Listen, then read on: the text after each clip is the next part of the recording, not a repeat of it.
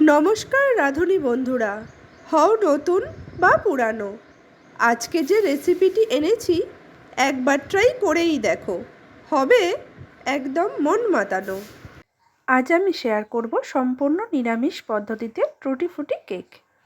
আর তার জন্য লাগছে 200 গ্রাম ময়দা, 250 গ্রাম টক দই, 100 গ্রাম পেষা চিনি। চিনিটাকে মিক্সিতে গুঁড়ো করে নিয়েছি। এখানে একটু নুন রেখেছি, এটা বেশিই আছে, আমি এখান থেকে 1 চিমটে নেব। আর আছে টুটি ফুটি। এখানে রেখেছি বেকিং পাউডার, এটা আমি 1 টিস্পুন অ্যান্ড 1/4 টিস্পুন ইউজ করব। আর আছে বেকিং সোডা, এটা আমি 1/2 টিস্পুন নেব। আর আছে 100 ml সাদা তেল আর ভ্যানিলা এসেন্স। এবার আমি একটা মিক্সিং বোল নিয়ে নিয়েছি, আর তাতে একে একে দিয়ে দেব দই আর সুগার পাউডার। চিনিটা অবশ্য যে যার পছন্দ মতো একটু বেশি বা কম করতে পারেন। এবার একটা হুইস্কের সাহায্যে দই আর সুগার পাউডারটা আমি এইভাবে ভালো করে ফাটাতে থাকবো, যাতে দইয়ের মধ্যে কোনো রকম লাম্পস না থাকে।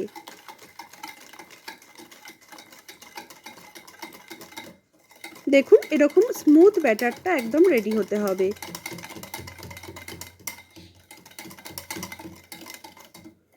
দেখতেই পাচ্ছেন কতটা ফাইন লাগছে দেখতে।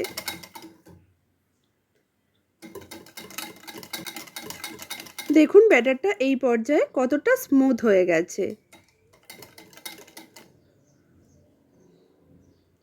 এখন এর মধ্যে দিয়ে দেব 1 teaspoon and 1/4 teaspoon baking powder.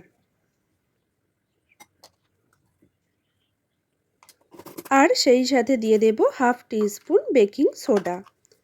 তবে কেক তৈরিতে সবসময় চেষ্টা করবেন বেকিং সোডা এবং বেকিং পাউডার দুটোই ব্র্যান্ডেড ইউজ করার। এবার সমস্তটাকে আবারও ভালো করে মিশিয়ে নেব। দেখতেই পাচ্ছেন ব্যাটারটা আগের থেকে কতটা ফ্লপি হয়ে উঠেছে।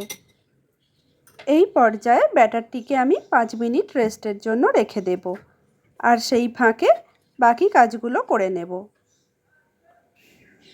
আমি এখানে 5 ইঞ্চের একটা বেকিং ট্রে নিয়েছি, তাতে দিয়ে দেব সামান্য অয়েল। এবার একটা ব্রাশের সাহায্যে ভালো করে চারিদিক মাখিয়ে নেব। হাতের কাছে বাটার পেপার না থাকলে এই প্রসেসটা অবশ্যই করে দেখবেন, কেক একদম স্মুথলি রিমুভ হয়ে যাবে। এবার ট্রেটার মধ্যে অল্প একটু ময়দা নিলাম। এই ময়দাটাকে এবার চারিদিক ঘুরিয়ে ঘুরিয়ে ভালো করে মাখিয়ে নেব। দেখুন বেকিংয়ের জন্য ট্রে সম্পূর্ণ রেডি।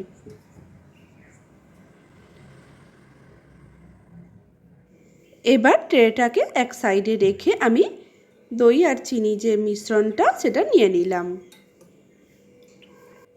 দেখুন মিশ্রণটা আগের থেকে কতটা ফ্লপি হয়েছে।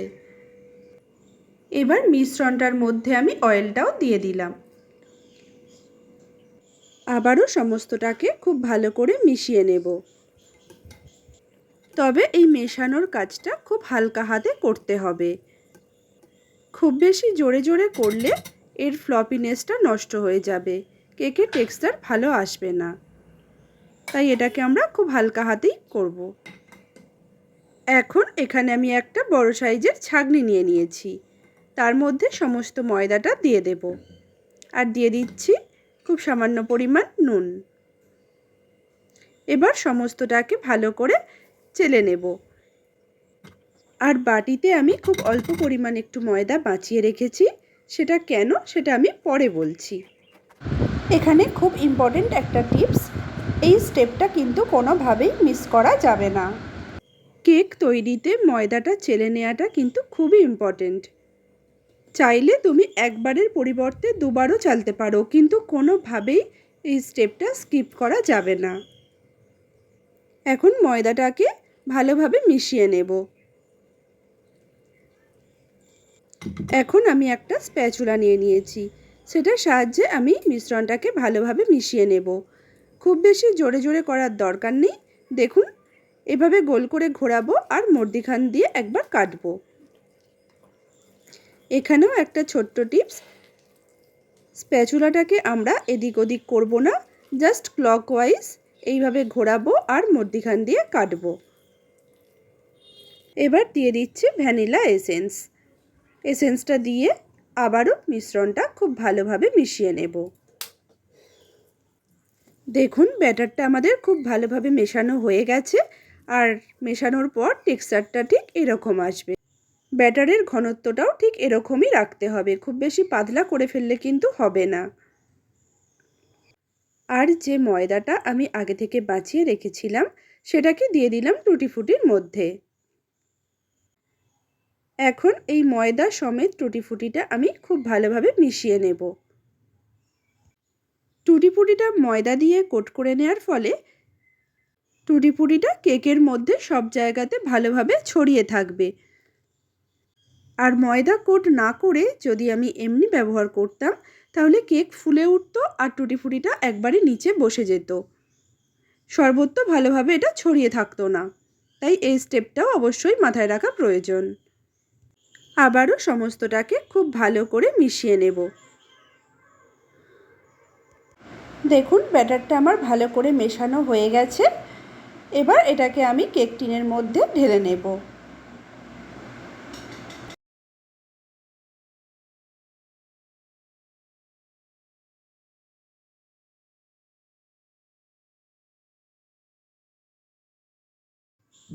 কেক তৈরিতে এই সব ছোট ছোট স্টেপগুলো খুবই ইম্পর্ট্যান্ট।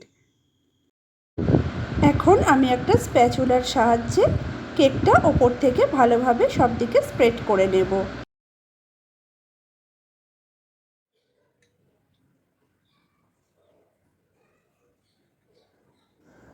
যে অল্প একটু টুটি ফুটি বাঁচিয়ে রেখেছিলাম সেটাকেও ওপর থেকে দিয়ে দিলাম। আর সব শেষে কেক টিনটাকে এইভাবে একটু ওপর থেকে ট্যাপ করে নেব। আর এখানে একটা কড়ার মধ্যে বেশ খানিকটা নুন দিয়ে আগে থেকেই আমি 10 মিনিট প্রিহিট করে রেখেছিলাম। এখানে আমি এখন একটা ছোট বাটি বসিয়ে দিলাম। বাটির পরিবর্তে যে কোনো স্ট্যান্ডও এখানে বসিয়ে দিতে পারেন। সেই বাটিটার ওপরে আমি কেক টিনটাকে রেখে দিলাম। এবার ওপর থেকে ঢাকা দিয়ে লো ফ্লেমে 1 ঘন্টা বেক করে নেব। ফিরে আসছি 1 ঘন্টা পরে। দেখুন কেকটা কত সুন্দর ফুলে উঠেছে, আর ওপর থেকে কোনো রকম ক্র্যাকও হয়নি। আর লক্ষ্য করে দেখবেন সাইড দিয়েও ওটা গাটা ছেড়ে দিয়েছে। এ থেকে বুঝতে হবে কেকটা আমাদের বেক হয়ে গেছে। এখন এই ছুরির সাহায্যে আমি কেকটা চেক করে নেব। দেখুন ছুরিটা একদম ক্লিন বেরিয়ে এসেছে। এ থেকে বুঝতে হবে কেকটা আমাদের খুব ভালোভাবে বেক হয়ে গেছে। গরম কড়ায় 10 মিনিট স্ট্যান্ডিং টাইমে রাখার পর কেকটাকে আমি বার করে নিয়েছি। দেখুন কেকের কালারটা ওপর থেকে কতটা সুন্দর হয়ে গেছে। এখন এই ছুরিটা কেক টিনের চারিদিকে ঘুরিয়ে কেকটাকে ডিমোল্ড করে নেব। দেখুন পিছন দিকের কালারটাও কতটা সুন্দর এসেছে, আর কতটা সফট আর স্পঞ্জি হয়েছে আশা করি সেটা দেখেই বুঝতে পারছেন। রাঁধুনি বন্ধুরা, রেসিপিটা অবশ্যই বানিয়ে ফেলো ঘরে। আর কেমন বানালে তা জানাও কমেন্ট করে। ভালো লাগলে শেয়ার করো আরও বন্ধু যারা আছে।